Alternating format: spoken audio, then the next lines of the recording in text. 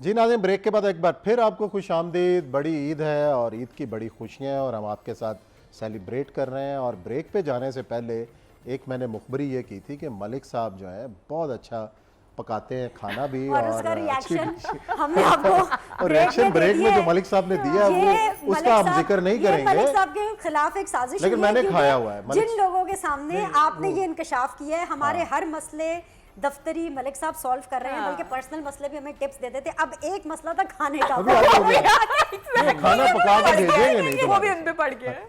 जी मलिक साहब, इस ईद पे क्या बनाया खास? मुझे वैसे खाना बनाना नहीं आता, इस ईद पे भी कुछ नहीं बनाया। वो एक दफ़ा तजर्बा ये किया कि फ़िश हमने बनाई, मैंने चले आज फ़िश बनाते हैं, शोरबे वाली फ़िश। वाह। तो वो जो है एक दरिया की फ़िश ला के उसमें मैंने बस सादा सी तरीके से उसमें जनाब मसाला मसला डाल के पानी डाल के उसको बंद कर दिया।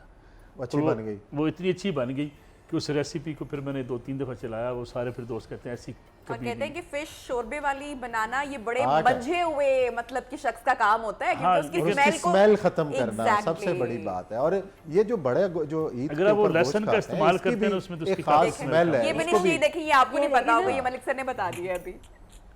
अच्छा जी, ऐसे जैसे मलिक साहब ने कहा ना कि बड़ी खास रेसिपी बन गई, तो मतलब कोई आप लोगों ने भी वैसी कोई रेसिपी इजाद की कि कोई ऐसा हाँ, पहली मैंने दफा बहुत जब सारे ऐसे कुकिंग की, एक्सपेरिमेंट किए हुए हैं, बल्कि मेरे घर में ना पहली जो कुकिंग की थी याद है कि क्या कुक किया था पहली बार और क्या हाँ, चीज़ बनी सब थी और कुछ किस तरीके से बनी? बहुत करती थी, मीठे बहुत बनाती थी। और मैं ना बेसिकली पास्तास वगैरह, काफ़ी नई चीज़ें, इटालियन डिशेस और इस तरह की काफ़ी एक्सपेरिमेंट करती रहती थी।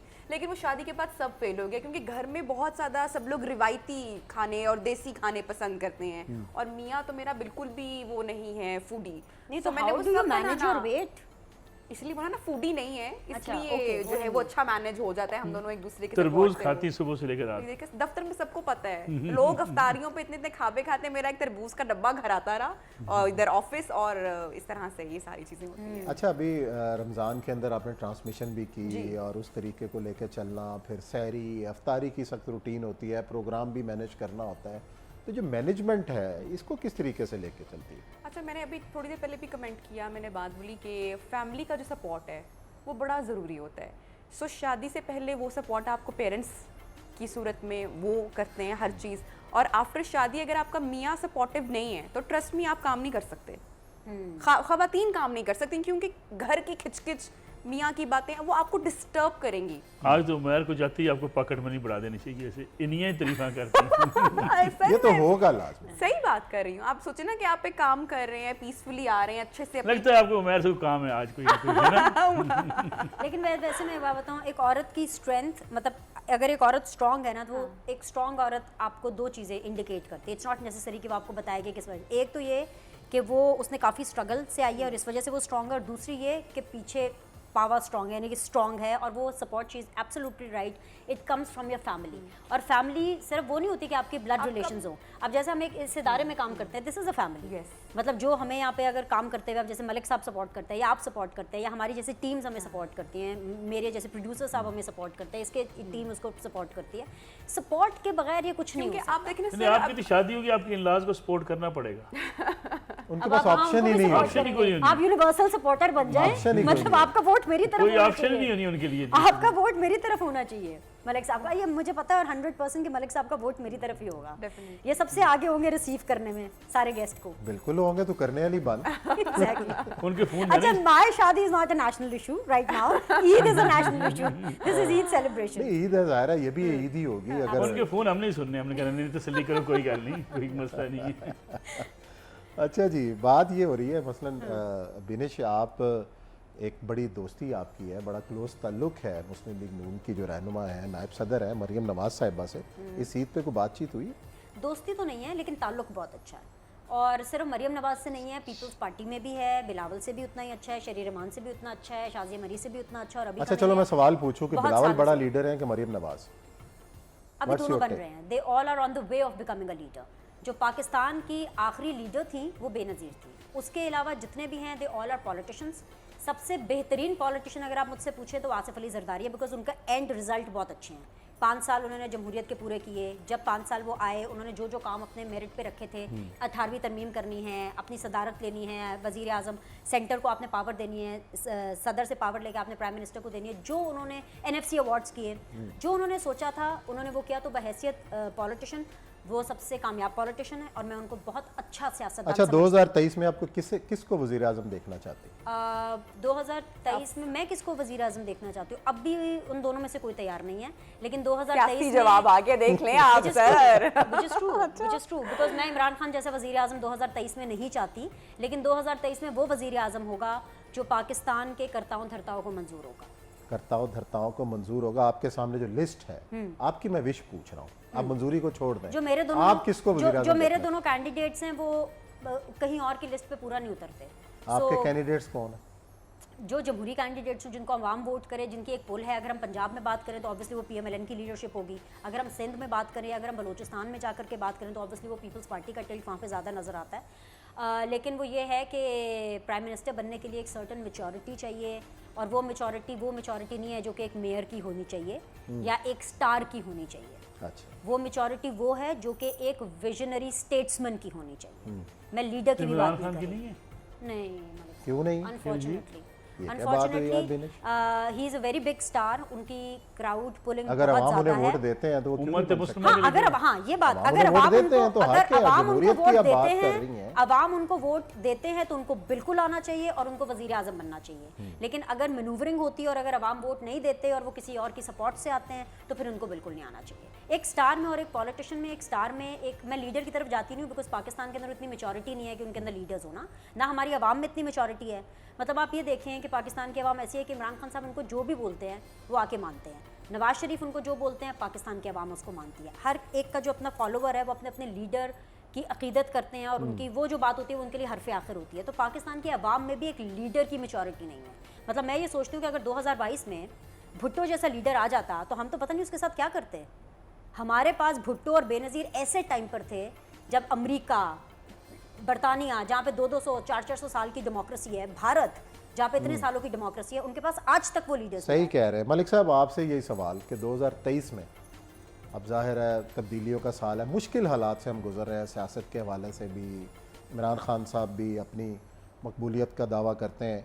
क्या नज़र आता है कि 2023 जो है हमारे लिए कैसा साबित हो सकता है? क्या तब्दीलियाँ देख रहे हैं? पाकिस्तानी सियासत के लिए मुश्किल दिन है, और फिर अगर आप 2023 की बात करें तो बड़ी कम्प्लेक्स किस्म की सिचुएशन है। पाकिस्तान के सियासतदान, पाकिस्तान की इस्टेब्लिशमेंट, पाकिस्तान का मीडिया, पाकिस्तान की जुडिशरी अनफॉर्चुनेटली एक दूसरे के मद्दे मुकाबले हैं, और ये हालात किसी मुल्क के अंदर कोई नॉर्मल हालात नहीं होते। और फिर बदकिस्मती ये है कि सियासतदान कोई भी जमात हो, वो आज कल सोशल मीडिया का जिस तरीके से इस्तेमाल कर रहे हैं मुल्की इदारों के ख़िलाफ़, मेरे ख्याल में माजी में इसकी कोई मिसाल ऐसी नहीं मिलती। अब ये दूरियां बहुत बढ़ती चली जा रही हैं। अब ये दूरियां मुल्की सियासत को किस तरफ लेके जाती हैं, ये बड़ा अहम सवाल है। अब इसके साथ साथ फिर जिस तरीके से सियासतदान सहारा तलाश कर लेते हैं हमारे यहाँ इस्टेब्लिशमेंट का, इस्टेब्लिशमेंट कह रही है आजकल कि हम पीछे हटना चाहते हैं, लेकिन वो कहते हैं ना हटो, वो कहते हैं ना हटो।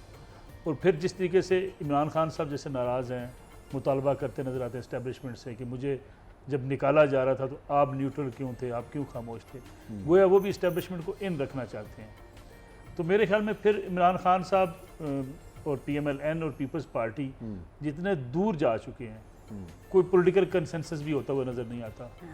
तो मेरे ख्याल में पाकिस्तान इस वक्त जिस दुराहे पे आन खड़ा हुआ है, 2023 के इंतखाबात इतना बड़ा इशू नहीं है, इतना मुल्क के अंदर इस सियासी बेचैनी, सियासी जो है बहरान और इस पोलराइजेशन को ख़त्म करना पाकिस्तान के लिए ज़रूरी है। बहुत अच्छी अगर बात ये की ख़त्म मलिक ना साहब। हुआ तो पाकिस्तान के लिए बड़े मसाइल का सामना है। नबिया, आपसे भी सवाल कि आजकल हम ये देखते हैं कि एक सियासी अदम बर्दाश्त है। मसलन ईद के खाने, ईद के डिनर या लंच के ऊपर भी फैमिलीज़ इकट्ठी होती हैं तो उसका मौजू सियासत होती है। कोई एक तरफ की बात कर रहा होता है, कोई दूसरी तरफ की बात कर रहा होता है, तो एक तलखियाँ पैदा हो रही हैं कि भाई आप अपने ताल्लुकात को एक प्राइम दो, उसको अहमियत दो, सियासत को साइड पे रखो। तो आपके घर में ज़ाहिर है बड़ी फैमिली है, तो सियासत तो खाने पे लाजमी डिस्कस होती बिल्कुल है। होती है। और पाकिस्तान में सियासत, politics is a dirty game. और जब से मैं मॉर्निंग शो कर रही हूँ तो उसमें हम बहुत सारे सोशल इश्यूज भी कवर करते हैं। बहुत सारे लोगों की, मुझे पाकिस्तान के मीडिया से भी समहाउ बड़ी शिकायत रहती है, ऑनेस्टली स्पीकिंग। आप देखें कि बच्चों के लिए मुझे कोई चीज़ नज़र नहीं आती। हमारे बचपन में टीवी पे बहुत सारी चीज़ें होती थी, हम बड़े शौक से देखते थे। बच्चों का टीवी पे कुछ भी नहीं है। कोई टूरिज्म के हवाले से कोई ऐसा शो नहीं कर रहा। हम रेटिंग की भी थोड़ी सी दौड़ के अंदर इतना उलझे हुए हैं। और जो आम आदमी है वो नहीं देखना चाहता कि कौन सियासत में, कौन सियासी लीडर है, कौन प्रेसिडेंट है, कौन प्राइम मिनिस्टर है। सर मुझे लगता है कि वो ये चाहता है कि उसको थोड़ा सा सुकून मिले, रोटी मिले, बिजली का जो है बड़ा सियासी सियासी है। पाकिस्तान की पब्लिक सियासी है भाई।